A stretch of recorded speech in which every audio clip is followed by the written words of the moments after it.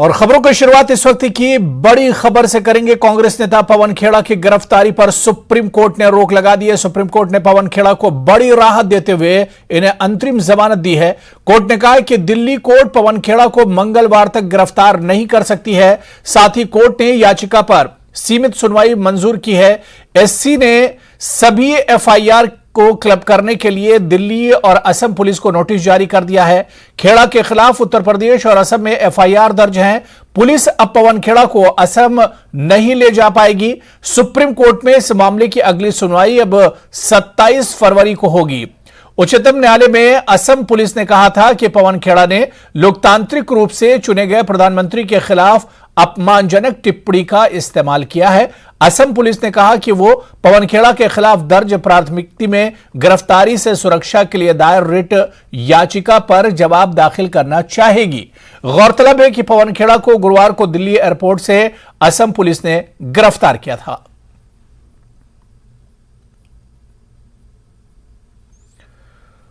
और हाजिन सोनावारी से बड़ी खबर, जहां शाहगुंड गांव में एक मिनी बस सड़क से फिसल गई। एक महिला सहित 7 लोग घायल बताए जाते हैं।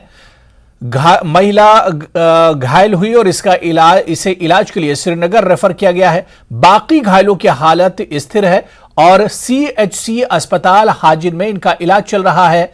मिनी बस कई सवारियों को लेकर सोपोर से हाजिन आ रही थी, लेकिन शाहगुंड हाजिन में वो सड़क से फिसल गई है।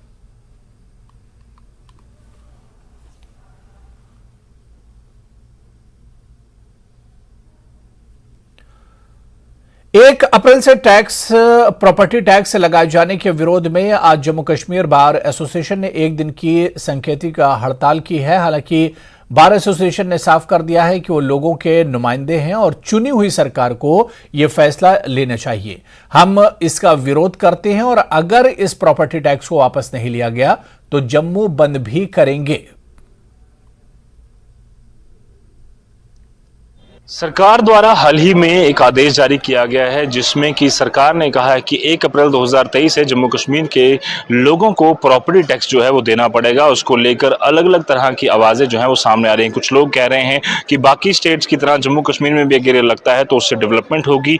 वहीं अपोजिशन पार्टीज़ का ये कहना है कि इसके खिलाफ जो है एक मुहिम छेड़ेंगे और प्रॉपर्टी टैक्स जम्मू कश्मीर में नहीं लगना चाहिए, लोगों को इससे नुकसान होगा। वहीं हाईकोर्ट बार एसोसिएशन ने भी कल एक प्रेस वार्ता की थी, जिसमें उन्होंने कहा था कि ये जो टैक्स है वो आम जनता पर बोझ होगा और इसे नहीं लगाना चाहिए। और आज हाईकोर्ट बार एसोसिएशन द्वारा जितने भी जो एडवोकेट्स हैं उन्होंने आज का जो वर्क है वो सस्पेंड रखा है, पेन डाउन स्ट्राइक रखी है। सुरजीत अंडोत्रा जी जो general secretary high court bar association के, वो हमारे साथ मौजूद हैं।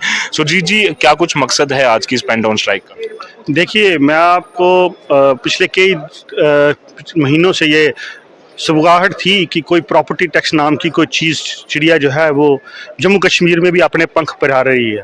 लेकिन कई जगह से कई पॉलिटिकल पार्टीज़ के लोगों ने जो इनडायरेक्टली डायरेक्टली सत्ता के साथ जुड़े हुए थे, उनका आश्वासन आता रहा कि ऐसा कुछ नहीं होने वाला है।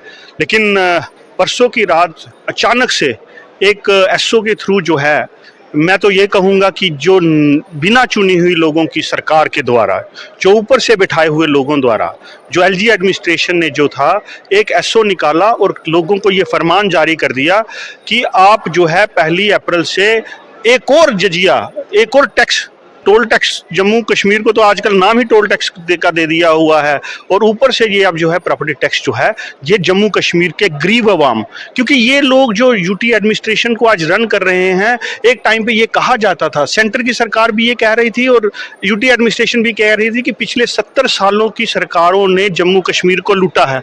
अगर जम्मू कश्मीर को लूटा है तो आम लोगों को लूटा है, अगर आम लोगों को लूटा है तो उनके पास पैसे नहीं है, अगर उनके पास पैसे नहीं है तो कहाँ जायज़ ये बात कह जाती है कि जब आप एक तरफ कह रहे हो कि इनको लूटा गया है तो दूसरी तरफ एक और लूट की मार जो है उन लोगों को दे रहे हो। और फैसला उस वक्त जब चुनी हुई सरकार जम्मू कश्मीर में नहीं है, जब कहा गया था कि एक असेंबली बनेगी और असेंबली में जो नुमाइंदगी करेंगे लोग और यूटी असेंबली के साथ रहेगी, तो क्या आफत आ गई है। आप इलेक्शन कराइए, लोग जीत के आएंगे, जो भी जिनके भी नुमाइंदे जीत के आएंगे वो असेंबली में बैठेंगे और फैसला लोगों की मुस्तकबिल का फैसला करेंगे, या तो वो मेंबर पार्लियामेंट में करेंगे या यहाँ पे करेंगे। तो क्यों आप एक इंसान, एक छोटी सी एडमिनिस्ट्रेशन जो है ब्यूरोक्रेसी के हाथ में ये सारी कमान दे दी है कि वो रातों रात डिसाइड करते हैं और रातों रात एसओ आ जाते हैं, और इसका जो खामियाजा है जो आम जनता को भुगतना पड़ रहा है। और इसी का सीरियस नोट हमने लिया है, और कल हमने सबसे पहले निकल के, क्योंकि हम भी समाज का हिस्सा है और समाजी हमारी वो है लाइबिलिटी है, उसको करते हुए हमने सरकार के खिलाफ एक प्रेस कॉन्फ्रेंस की है, उनको चेताया है और उनसे आग्रह किया है कि आप इस प्रॉपर्टी टैक्स को जल्द से जल्द जो है जो वापस लें। अब क्या आगे की स्ट्रेटजी रहने वाली है? आज की पेन डाउन स्ट्राइक के बाद क्या कुछ हाई कोर्ट का रवैया रहेगा अगर ये ऑर्डर वापस नहीं होता? देखिए, जहां तक बार एसोसिएशन की बात है, बार एसोसिएशन ने कल ही क्लियर कर दिया है, हमारे प्रेसिडेंट साहब ने इस बात को वाजे कर दिया था कि अगर सरकार ने हमारी बात नहीं मानी तो हम बीइंग ए सिविल सोसाइटी का हिस्सा होने का, हम सारी सिविल सोसाइटी को लामबंद करेंगे, सारी पॉलिटिकल पार्टीज को लामबंद करेंगे, सारी सोशल ऑर्गेनाइजेशन के साथ बैठेंगे, सभी के साथ हम लोग मुतालबा करेंगे और आगे की लड़ाई कैसे लड़नी है उसके लिए तैयारी करेंगे। और मैं आपको बात कह दूं कि जब भी जम्मू कश्मीर बार एसोसिएशन ने लड़ाई का मन बनाया हो और इन बातों के ऊपर जो लोगों को, आम लोगों को अगर इन्होंने तब तक के लिए मुतबिल नहीं किया जब तक चुनी हुई सरकार नहीं आती, तो हम जो है सड़कों पे भी उतरेंगे, सरकार के साथ खिलाफ मुजाहरा भी करेंगे। और अगर जरूरत पड़ी तो हमारे प्रधान साहब ने कल ही अनाउंस कर दिया था कि अगर जम्मू बंद की बात भी हमें करनी पड़ी तो हम उससे पीछे नहीं हटेंगे। हमारी डिमांड क्लियर है कि इस प्रॉपर्टी टैक्स को जो है जल्द से जल्द सरकार वापस ले। जब तक चुनी हुई सरकार जो है राज्य में नहीं बनती है, जब तक माहौल लोगों का राज्य में नहीं बनता है, तब तक जो है वो ऐसी मार जो है लोगों को नहीं पड़नी चाहिए। धन्यवाद हमसे बात। शुक्रिया। तो साफ तौर पर लगातार हाईकोर्ट बार एसोसिएशन ने क्लियर कर दिया है कि जब तक चुनी हुई सरकार जम्मू कश्मीर में ना हो तब तक सरकार जो है ये प्रॉपर्टी टैक्स जैसे आदेश जो है जम्मू कश्मीर में लोगों के ऊपर ना थोपे। और अगर ऐसा होता है तो आने वाले दिनों में कड़ा रुख जो है वो बार एसोसिएशन का रहेगा। बाकी सिविल सोसाइटीज के साथ मिलकर हो सकता है कि जम्मू बंद की कॉल भी ये दे। नेटवर्क 18 के लिए जम्मू से मैं रजत बोरा। तो वहीं प्रॉपर्टी टैक्स पर डीएपी नेता गुलाम नबी आजाद का कहना है कि जम्मू कश्मीर की जनता पहले ही त्रस्त है, यहां की आर्थिक स्थिति पहले ही खराब है, बेरोजगारी और महंगाई बहुत बढ़ गई है, समाज के हर वर्ग को नुकसान पहुंचा है। ऐसे में प्रॉपर्टी टैक्स लगाना उचित नहीं। लोगों के पास खाने के लिए पैसे नहीं है तो वे टैक्स का भुगतान कैसे करेंगे? इसलिए इसे तब तक रोका जाना चाहिए जब तक कि हमारी आर्थिक स्थिति में सुधार न हो जाए। कश्मीर में गुज़श्ता 33 बरसों से जो हालात है, हमारे इक्तिसादी हालात जो है मिलिटेंसी की वजह से जो ख़राब हो गए हैं, बेकारी, बेरोज़गारी कई हज़ार गुना बढ़ गई है, महंगाई बहुत बढ़ गई है। इन तमाम चीज़ों को मद्देनज़र रखते हुए हमारी वो हालत नहीं है। इन बरसों में हमारा जो टूरिज़्म है वो भी बहुत सफ़र हुआ, हमारा हैंडीक्राफ्ट वो सफ़र हो गया, हमारा जो हार्टिकल्चर था वो सफ़र हो गया। तो चारों तरफ से जम्मू कश्मीर के अवाम को नुकसान हुआ है। तिजारत जो करने वाला तिजारतकार था उसको नुकसान हुआ, चाहे वो जम्मू का हो, कश्मीर का हो। ट्रांसपोर्टर जो है उसको नुकसान हो गया, कोई तबका दुकानदार हो उसको नुकसान हो गया। कोई जम्मू कश्मीर का एक इंसान नहीं है लखनपुर से लेकर और टंगदार तक जिसका नुकसान नहीं हुआ। और इन हालात में अब हम उनसे ज़मीन भी छीन लें, उन पे बिजली का टैक्स भी बढ़ाएं, उनका घर घर का टैक्स भी बढ़ाएं, उनका प्रॉपर्टी टैक्स भी बढ़ाएं, तो लाएंगे कहाँ? आमदनी का ज़रिया बहुत कम हो गया है इन 33 सालों में। और गुज़श्ता 4-5 सालों से जब से आर्टिकल 370 ख़त्म हुआ या यूटी बनी और उसके बाद कोविड आ गया और कमर टूट गई है लोग। तो बहुत सारे हमारे अवाम हैं, राशन जो 35 किलो था वो 5 किलो हुआ। तो किसी किस्म की राहत हमारे लोगों को नहीं है, किसी किस्म की आमदनी नहीं है। जहाँ आमदनी नहीं है तो टैक्स कैसे भरेंगे? इंसान टैक्स भरने में कोई, हमें टैक्स देने में कोई दिक्कत नहीं है हमारे लोगों को, लेकिन पहले आमदनी तो हो। हम जानते हैं कि टैक्स भी हमारे लिए काम आएगा, लेकिन लोगों के लिए वो सख्त होनी चाहिए, वो पैसा होना चाहिए। अभी तो खाना खाने के लिए पैसा नहीं है, 2 वक्त की रोटी के लिए, तो टैक्स कहाँ से दें? तो इसलिए मैं सरकार से अपील करूँगा कि इसे कुछ 4-5 साल तक अभी रोकना चाहिए, जब तक हमारी इक़्तिसादी हालत बेहतर न हो। टूरिज़्म 5-6 साल मुतवातर चले, मुसलसल चले। गुलाम नबी आज़ाद ने कोकरनाग में बोलते हुए कहा कि ऐसा पहली बार हुआ है कि कोई पुराना राज्य यूटी में बांटा गया है। आज़ाद ने कहा कि विपरीत परिस्थितियां और आतंकवाद से लोगों को काफी नुकसान हुआ है, लोगों ने बड़ी संख्या में अपनों को खोया है। आज़ाद ने कहा कि अगर लोग उनकी पार्टी को वोट देते हैं तो वे फिर से रोशनी एक्ट पास करेंगे और जब्त की गई जमीन लोगों को सौंप देंगे। 100 साल पुरानी थी जब घर के 2 आदमी थे, आज उसके 100 आदमी बन गए हैं। वो 100 आदमी उस जमीन पे नहीं रह सकते, न घर बना सकते हैं, न खेती कर सकते। इसलिए जो जिस जमीन पे था सरकारी जमीन, मैंने उसका मालिक बना दिया था। असेंबली ने पास किया था, चुने हुए नुमाइंदों ने, चुनी हुई सरकार ने वो फैसला किया हमारे लोगों की गुर्बत और जहालत को दूर करने के लिए। कम से कम उनके पास घर तो हो, जमीन तो हो, एक दुकान रखने के लिए, छोटी दुकान के लिए जगह हो, सब्जी अपने खाने के लिए जो महंगा है, महंगी सब्जी उस पर भी टैक्स है, कम से कम अपने घर में सब्जी लगा सके। ये कौन सा तूफान हो गया? हमने किसी दूसरे मुल्क को तो जमीन नहीं दी, हमने अपने घर के अपने भाइयों को दी। वो मेरा हिंदू भाई है, वो मेरा एससी भाई है, मेरा एसटी भाई है, मेरा कश्मीरी भाई है, गुजर बकरवाल भाई, वो गरीब का, वो देहात का है, वो जम्मू का है, कश्मीर का। जमीन इंसान के लिए अल्लाह ताला ने दुनिया में इतनी जानवर, दुनिया चीज बनाई। अदा करता हूं, अगर हमारी सरकार आई, जम्मू कश्मीर के लोगों ने वोट दिया, हम उस रोशनी बिल को दोबारा असेंबली में पास करें। सिर्फ 14 साल की उम्र में अलवीरा खान अत्यंत दुर्लभ और गंभीर बीमारी का शिकार हो गई है। अलवीरा खान आनुवंशिक रोग न्यूरो विल्सन से पीड़ित हैं। विल्सन डिजीज के कारण कॉपर लीवर, ब्रेन और अन्य महत्वपूर्ण अंगों में जमा हो जाता है। जब अलवीरा के टेस्ट हैदराबाद के रैम्बो अस्पताल में कराए गए तब इस बीमारी का पता चला। अस्पताल के विशेषज्ञ डॉक्टरों ने अलवीरा का तत्काल लीवर ट्रांसप्लांट कराने का सुझाव दिया है, लेकिन डॉक्टरों ने इस ट्रांसप्लांट के लिए जो खर्च बताया उसे सुनकर अलवीरा के माता पिता के होश उड़ गए। रैम्बो अस्पताल द्वारा लीवर ट्रांसप्लांट का अनुमानित खर्च 22 लाख रुपये बताया गया है। ट्रांसप्लांट के अलावा आगे की न्यूरो प्रक्रिया के लिए सर्जरी के बाद करीब 6 लाख रुपये की जरूरत होगी। पूरे इलाज के लिए कुल 28 लाख रुपयों की जरूरत होगी। अलवीरा के माता पिता ने अपनी बेटी के इलाज के लिए अपना सब कुछ दांव पर लगा दिया है, लेकिन रकम इतनी बड़ी है कि वो अब बेबस हो चुके हैं। अपनी बेटी की इलाज के लिए अलवीरा के माता पिता आपसे मदद की अपील कर रहे हैं। वो चाहते हैं कि आप लोग उनके जिगर के टुकड़े को नई जिंदगी देने में उनकी ज्यादा से ज्यादा मदद करें।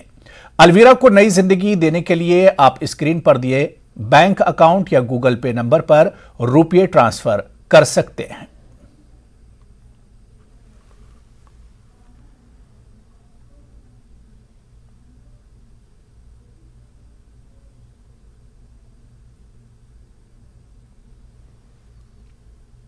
आगे बढ़ेंगे। बजट के बाद के पहले वेबिनार को संबोधित करते हुए पीएम नरेंद्र मोदी ने कहा कि भारत नवीकरण की तरफ तेजी से बढ़ रहा है और उन्होंने कहा कि भारत में सोलर बायोगैस का पोटेंशियल किसी गोल्ड माइन से कम नहीं है। भारत में गोबर से 10,000 मिलियन क्यूबिक मीटर बायोगैस की उत्पादन की संभावना है। इस बजट में सरकार ने गोवर्धन योजना के तहत 500 नए प्लांट लगाने की घोषणा की। इस आधुनिक प्लांट पर 10,000 करोड़ रुपए खर्च होंगे। जो हमारा budget Bharat renewable energy resources में जितना कमांडिंग पोजीशन में होगा, उतना ही बड़ा बदलाव वो पूरे विश्व में ला सकता है। ये बजट भारत को ग्लोबल ग्रीन एनर्जी मार्केट में एक लीड प्लेयर के रूप में स्थापित करने में भी अहम भूमिका निभाएगा। इसलिए मैं आज एनर्जी वर्ल्ड से जुड़े हर स्टेक होल्डर को भारत में निवेश के लिए आमंत्रित करता हूं।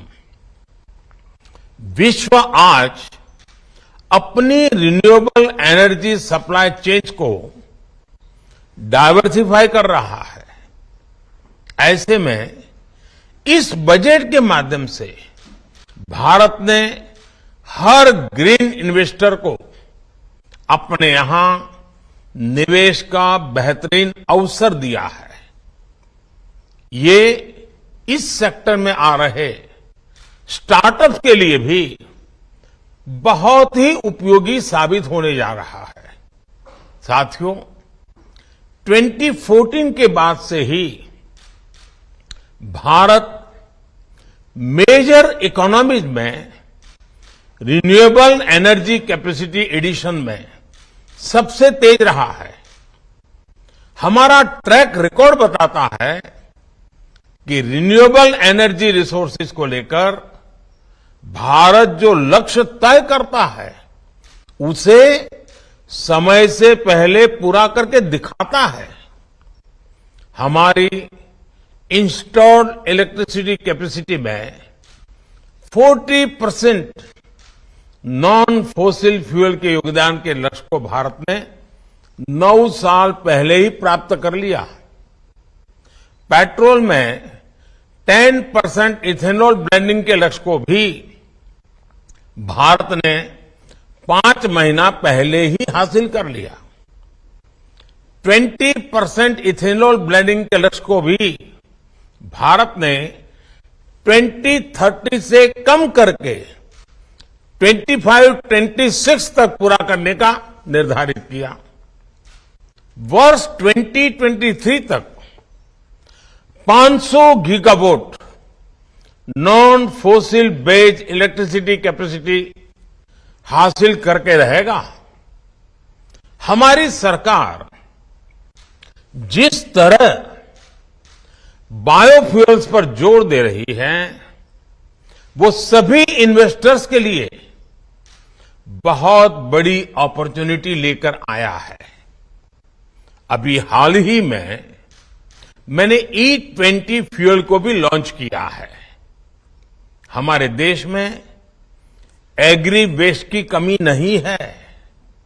ऐसे में देश के कोने कोने में इथेनॉल प्लांट्स की स्थापना के मौके को इन्वेस्टर्स को छोड़ना नहीं चाहिए। चलिए आगे बढ़ेंगे। डीएचपुरा के नंदीबर्ग इलाके के पास भूस्खलन हुआ है। इससे कथित तौर पर कुछ दुकानों और आसपास के घरों को नुकसान पहुंचा है। नंदीबर्ग डीएचपुरा मार्ग पूरी तरह से बंद है, जिससे लोगों को परेशानी हो रही है।